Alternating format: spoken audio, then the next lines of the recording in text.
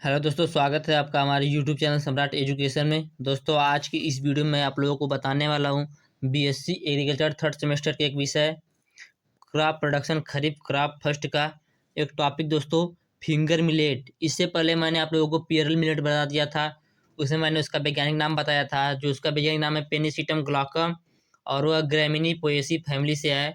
उसका ऑरिजिन दोस्तों था भारत और अफ्रीका। उसका एरिया डिस्ट्रीब्यूशन मैंने आप लोगों को बताया, उसके बारे में मैंने सब कुछ बता दिया। आज की इस वीडियो में आप लोगों को फिंगर मिलेट के बारे में बताऊंगा। तो चलिए स्टार्ट करते हैं। फिंगर मिलेट सबसे पहले जानेंगे इसका वैज्ञानिक नाम क्या होता है फिंगर मिलेट का। तो फिंगर मिलेट का वैज्ञानिक नाम होता है Eleusine coracana Gaertn. Eleusine coracana Gaertn. दोस्तों, यहाँ पर आप लोग देख सकते हैं कि फिंगर मिलेट का वानस्पतिक नाम क्या होता है, एलुसीन कोराकाना गर्टन।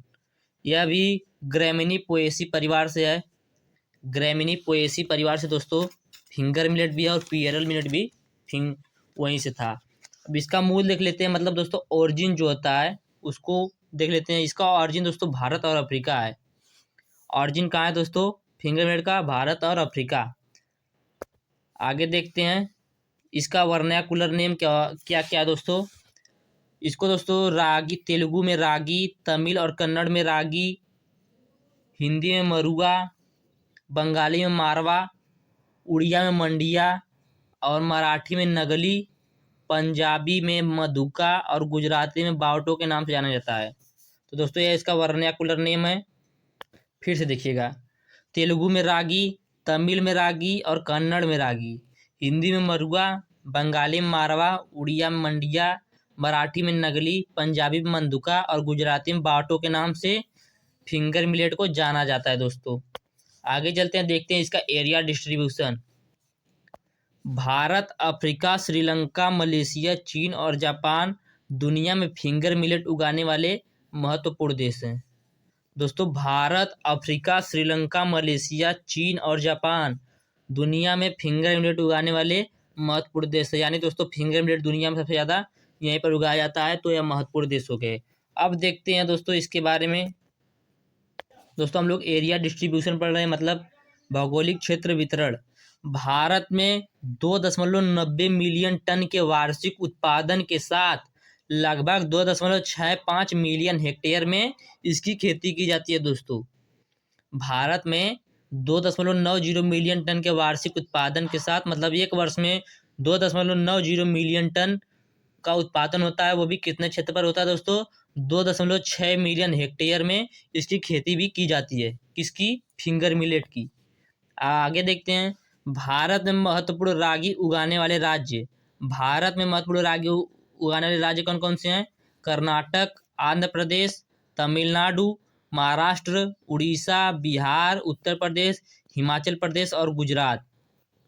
भारत में रागी उगाने वाले महत्वपूर्ण राज्य, मतलब दोस्तों फिंगर मिलेट उगाने वाले महत्वपूर्ण राज्य कौन कौन से हैं? कर्नाटका, आंध्र प्रदेश, तमिलनाडु, महाराष्ट्र, उड़ीसा, बिहार, उत्तर प्रदेश, हिमाचल प्रदेश और गुजरात। और विश्व में कौन कौन से थे दोस्तों? भारत, अफ्रीका, श्रीलंका, मलेशिया, चीन और जापान फिंगर मिलेट उगाने वाले महत्वपूर्ण देश थे।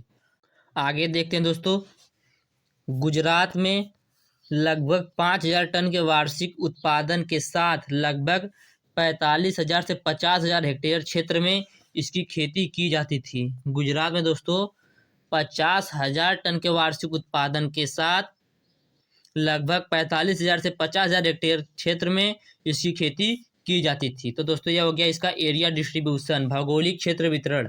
भारत, अफ्रीका, श्रीलंका, मलेशिया, चीन और जापान फिंगर मिलेट उगाने वाले महत्वपूर्ण देश हैं। भारत में 2.90 मिलियन टन के वार्षिक उत्पादन के साथ लगभग 2.65 मिलियन हेक्टेयर में इसकी खेती की जाती है।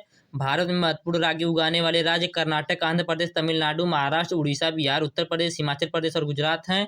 गुजरात में लगभग 5,000 टन के वार्षिक उत्पादन के साथ लगभग 45,000 से 50,000 हेक्टेयर क्षेत्र में इसकी खेती की जाती थी। आगे देखते हैं इसका इकोनॉमिक इम्पोर्टेंस।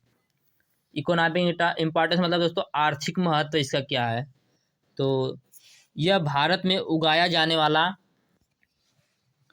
महत्वपूर्ण लघु बाजरा है। दोस्तों जो फिंगर मिलेट होता है इसे लघु बाजरा के नाम से भी जाना जाता है। तो यह भारत में उगाया जाने वाला महत्वपूर्ण लघु बाजरा है। यह देश के कई पहाड़ी क्षेत्रों में मेहनतकश वर्ग के लिए मुख्य भोजन है। मेहनत कश मतलब दोस्तों मजदूरों के लिए मुख्य भोजन है। यह मधुमेह से पीड़ित व्यक्तियों के लिए भी बहुत उपयोगी है। दोस्तों जो फिंगर मिलेट होता है, यह शुगर के जो मरीज होते हैं, जो पीड़ित पीड़ित होते हैं शुगर से, उनके लिए दोस्तों फिंगर मिलेट बहुत ही उपयोगी होता है, बहुत फायदेमंद होता है। तो भारत में उगाया जाने वाला प्रमुख लघु बाजरा यह देश के कई पहाड़ी क्षेत्रों में मेहनतकश लोगों के लिए मुख्य भोजन है। यह मधुमेह से पीड़ित व्यक्तियों के लिए बहुत उपयोगी है।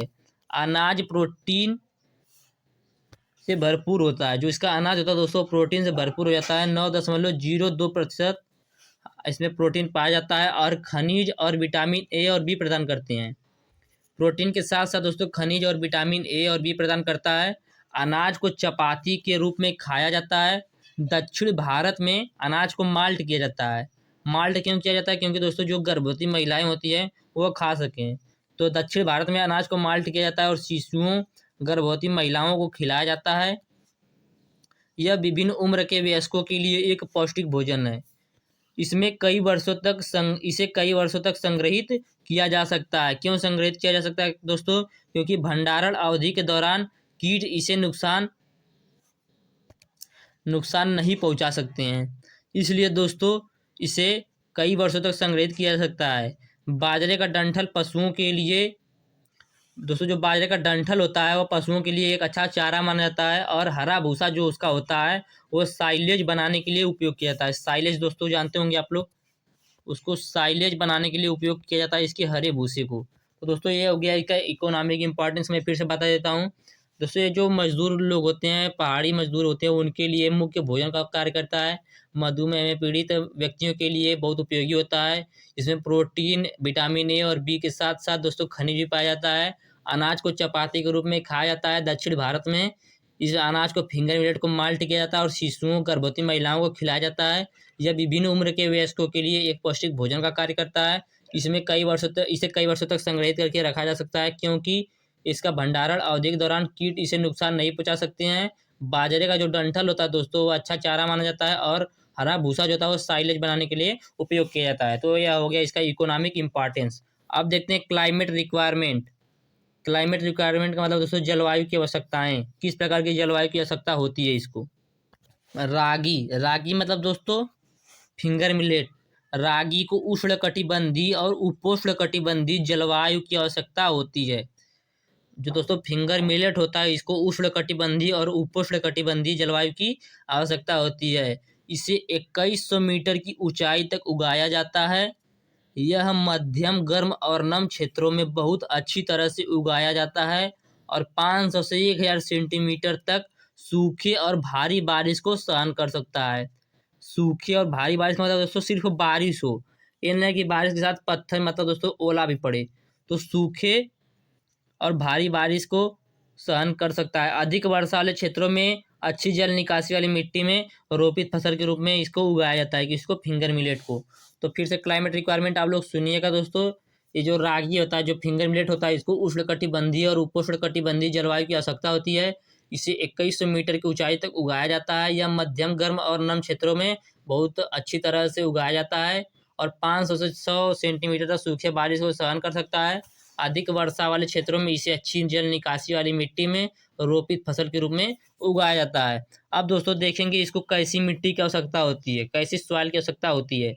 तो यह हल्की लाल और खराब से उपजाऊ मिट्टी के लिए सबसे उपयुक्त होता है। दोस्तों जो ये होता है फिंगर मिलेट, यह हल्की लाल और खराब जो उपजाऊ मिट्टी के लिए सबसे उपयुक्त होता है। यह अच्छी जल निकासी वाली बलुई, दोमट या चिकनी दोमट मिट्टी में अच्छा उत्तर देता है, अच्छा रिस्पांस देता है दोस्तों, मतलब उपज देता है। लेकिन मिट्टी की भारी काली कपास मिट्टी, खराब उर्वरता और जल निकासी वाली पथरीली मिट्टी में इस फसल को उगाने के लिए उपयुक्त नहीं है। दोस्तों कहने का मतलब ये है कि जहाँ पर काली कपास की मिट्टी होती है और जहाँ उर्वरता खराब होता है वहाँ पर इसकी खेती नहीं की जा सकती, क्योंकि वहाँ यह अच्छे ढंग से नहीं हो पाएगा। ये वह मिट्टी इसके लिए उपयुक्त नहीं है।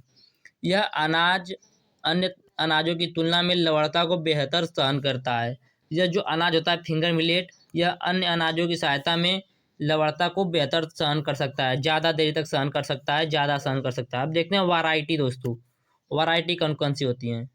तो दोस्तों एक वैरायटी होती है GNT 7, ये दोस्तों 2016 में आई थी। एक दोस्तों वैरायटी आती है GN4, यह दोस्तों वैरायटी 2006 में आई थी। एक वैरायटी दोस्तों GN5। दोस्तों ऐसी बहुत सी वैरायटियाँ GN4, GN2, GN1, ये 2009 में आई थी।